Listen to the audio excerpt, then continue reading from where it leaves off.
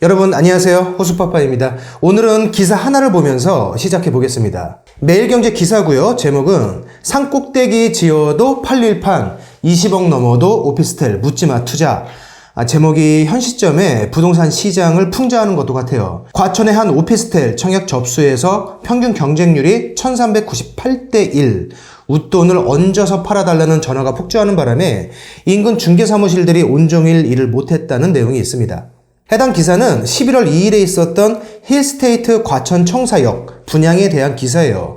주거용 오피스텔 89실, 업무시설 266실, 근린생활시설 58실로 이루어져 있고요. 2025년 입주 예정인데 일부 유형의 경쟁률은 5,761대 1까지 기록했습니다. 19층부터 시작되는 주거용 오피스텔 총 89실을 분양했는데 청약자는 12만 5천 명 가까이 몰렸어요. 청약자의 지역을 좀 보면 거주자 우선 청약자, 즉 과천시에 거주하고 있는 청약자가 3.9%, 나머지 96.1%의 청약자는 외지인이라고 하네요. 우리가 주의 깊게 봐야 할 부분은 이 84제곱미터형 주거용 오피스텔의 분양가가 최저 15억 4,200만 원부터 펜트하우스 기준으로 최고가는 22억 원이었다는 점입니다.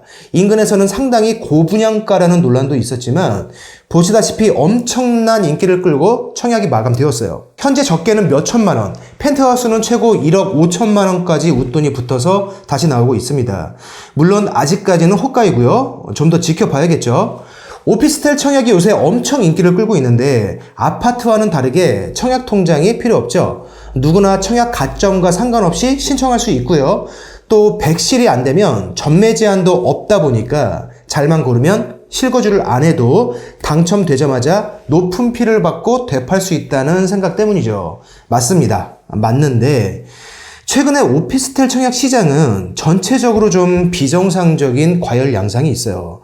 힐스테이트 과천 청사역 역시도 위치와 옵션 등이 상당히 좋지만 몇 년 전이라면 아마도 저런 청약률을 기록할 수 없었을 겁니다. 그리고 당첨된 물건들 역시도 상당수 피가 붙어서 시장에 다시 나오고 있죠. 사용이나 투자 목적보다는 웃돈을 목적으로 하는 청약자들이 점점 많아지고 있다는 소리죠. 힐스테이트 과천 청사역뿐만이 아니에요. 지금 주택규제를 피해서 대체 투자처로 오피스텔 청약이 상당한 인기를 끌고 있는데 많은 오피스텔 분양권이 분양되자마자 시장에 다시 나옵니다. 이건 청약시장에서 어제 오늘 일이 아니긴 한데요. 문제는 아파트가 아닌 오피스텔인 것을 감안했을 때 현재 상황이 너무 과하다는 얘기죠. 세대 상관없이 전 국민이 부동산 투자에 뛰어드는 분위기인데 그런 인기를 감안해서 분양가를 과감하게 높인 오피스텔도 엄청난 경쟁률로 분양에 성공하고요. 당첨된 사람들은 곧바로 시장에 매물을 다시 쏟아놓으면서 자신을 대신해서 중도금과 잔금을 치를 새로운 주인을 찾고 있죠. 현재 오피스텔을 분양받은 사람들 중 상당수가 애초부터 잔금을 치를 생각이 없는 사람들입니다. 처음부터 피라고 불리우는 웃돈만을 노리는 거예요. 힐스테이트 과천청사역 청약자 분석에서 거주자 우선 청약자 비율이 3.9%밖에 안 된다는 것, 청약을 넣은 사람들의 96.1%가 외진이란 것만 보아도 전국적으로 오피스텔 투자 광풍이 얼마나 불고 있는지 감을 잡으실 겁니다. 현재 많은 오피스텔들이 엄청난 인기의 대박 분양들을 이어가고 있어요.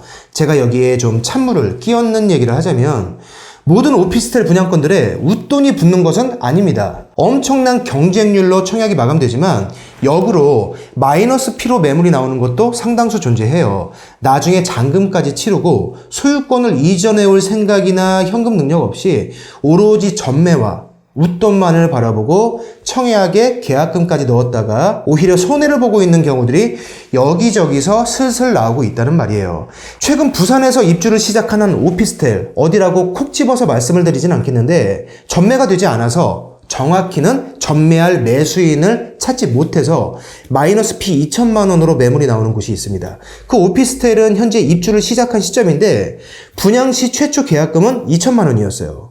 웃돈을 바라보고 청약해서 계약금 2천만 원을 넣고 중도금 대출까지 받았는데 입주 시점이 지금까지 분양권을 되팔지 못하는 상황이 되니까 어쩔 수 없이 계약금을 포기하는 조건, 마이너스 피 2천만 원의 매물을 내놓는 것이죠. 그런데도 바로바로 팔리지 않습니다. 그러면 중도금까지 납부된 이상 계약금 2천만 원만 날리는 것이 아니라 추가적인 돈을 더 날려야만 손 터는 게 가능하겠죠. 이렇게 오피스텔에 잘못 투자를 했다가 오히려 큰 손해를 보는 경우들도 여기저기서 발생하고 있습니다. 사실 저는 이걸 투자라고 부르는 게 맞는지도 모르겠어요. 물론 어떤 오피스텔들은 정말 수익성이 있고 향후 전망도 좋은 것들도 있죠. 하지만 모든 오피스텔들이 그런 것은 아닌데도 불구하고 요즘 오피스텔은 청약만 하면 웬만하면 대박입니다. 여기서 대박이란 표현은 시행사 입장, 청약 경쟁률을 얘기하는 거예요. 그걸 감안해서 처음부터 분양가가 더 높아지고요. 당첨된 사람은 거기에 다시 웃돈을 얹어서 전매를 하려고 하죠. 그 오피스텔의 향후 전망은 어떻고 해당 지역의 공급량은 현재 어떤 상황이고 인근 월세 시세는 어떻고 향후 오피스텔에 대한 규제는 어떻게 될 것 같고 많은 사람들이 이런 것들엔 관심도 없어요. 오로지 부동산 불패 진화와 웃돈, 당첨되면 얼마를 붙여서 되팔 수 있는지 여기에만 관심이 있습니다. 제가 보기에는 약간 폭탄 돌리기가 시작되는 느낌이 있어요. 오피스텔 투자는 상당히 신중해야 합니다. 아파트에 비해서는 가격 상승이 좀 둔화되는 경향도 있고요. 환금성도 약간 떨어지죠. 어떻게 사용하느냐, 어떻게 임대하느냐, 여기에 따라서 주택수에 포함될 수도 있기 때문에 추후에 2주택이나 3주택자 취급을 받는 경우도 많습니다. 많은 오피스텔이 아직도 입지와 시설을 설명할 때는 학군 같은 주거용으로서의 이점을 설명하면서 세무적인 부분을 설명할 때는 또 업무용으로서의 이점을 설명해요. 이게 얼마나 잘못된 설명이고 말장난에 불과한지는 제가 여러 영상을 통해서 말씀드렸어요. 지금 이 영상을 보시고 그래서 오피스텔 투자를 하라는 거냐 말라는 거냐, 어떤 게 좋다는 건지 결론이 뭐냐, 또 이렇게 묻는 분들이 계실까봐 미리 말씀드립니다. 주택시장이 너무 과열되고 규제가 심한 상황에서 오피스텔은 투자하기에 훌륭한 대안이 될 수 있어요. 하지만 오피스텔 투자 역시도 많은 공부가 필요합니다. 분위기에 휩쓸려서 너도 나도 묻지마로 가게 되면 오히려 손해를 볼 수도 있다는 당연한 이치를 많은 사람들이 지금 간과하고 있는 것 같아요. 더군다나 지금은 오피스텔 분양이나 매매 시장이 너무 과열돼 보입니다. 주의를 요한다는 말씀을 드리려는 거예요. 처음 기사에서 보여드린 제목, 산 꼭대기에 지어도 팔릴 판, 이 문구가 요즘 느낌으로는 과장돼 보이지 않기 때문에 영상을 찍는 겁니다. 채널의 성격상 어떤 오피스텔은 좋은 투자처이고 어떤 오피스텔은 좀 이상해 보이고 이런 말씀을 드리기는 어렵지만 오피스텔 투자가 일단 하고 보면 무조건 피가 붙는다거나 무조건 불패인 것이 아니라는 것, 그리고 피를 목적으로 하지 않는 분들, 좀 장기적으로 가실 분들도 어떤 경우에 업무용으로 인정받을 수 있고 어떤 경우에 주거용으로 취급당하게 되는지 최소한 이 부분만큼은 반드시 꼼꼼한 공부를 선행하시라는 것, 이 말씀을 꼭 드리고 싶어서 오늘 카메라를 켰습니다. 충분한 공부와 충분한 확인을 하시면서 건전하고 안전한 투자하시기를 바라겠습니다.